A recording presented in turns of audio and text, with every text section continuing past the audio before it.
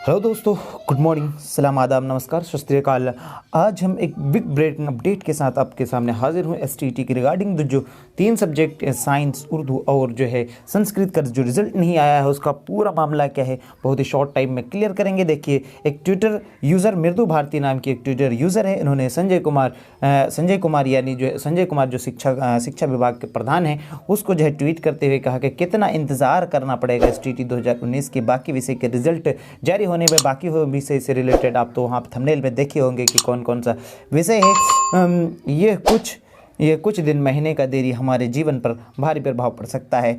और जो है अगर इससे पहले कि अगर हमारे चैनल पर नए हैं तो चैनल को सब्सक्राइब और लाइक शेयर ज़रूर कर दीजिए इस तरह के जो है अपडेट पाने के लिए। और जो है उर्दू से मुतालिक सब जितनी भी भर्तियाँ हों उनसे जो है आप तैयारी करने के लिए सबसे पहले क्या है, आगे क्या कह रहे हैं कि हम लोगों की क्या गलती है जो इतना इंतज़ार कर परेशान होना पड़ रहा है। तो संजय कुमार का क्या जवाब आया है उस जवाब को सुनने से पहले एक इम्पॉर्टेंट बात जो है आपके रिगार्डिंग है दोस्तों। अगर आप इसके एसटीईटी 2019 में जो अगर आपने एग्ज़ाम दिया है, क्या कहते हैं कि BSEB क्या लिखना है आपको, BSEB हैशटैग डाल करके BSEB, उसके बाद जो है आपको स्पेस कहीं नहीं डालना है, सेम हूबहू इसी तरीके से पब्लिश 3 सब्जेक्ट एसटीईटी 2019 रिजल्ट आप जो है लिख करके हैशटैग चलाएंगे। हैशटैग चलाने के बाद फिर क्या करेंगे, आप इस संजय कुमार को जो है आप क्या करेंगे टैग कर देंगे, संजय कुमार को यानी संजय नवीन को, इसको जो आप सर्च करेंगे इसको, इसके बाद जो है आप टैग कर देंगे।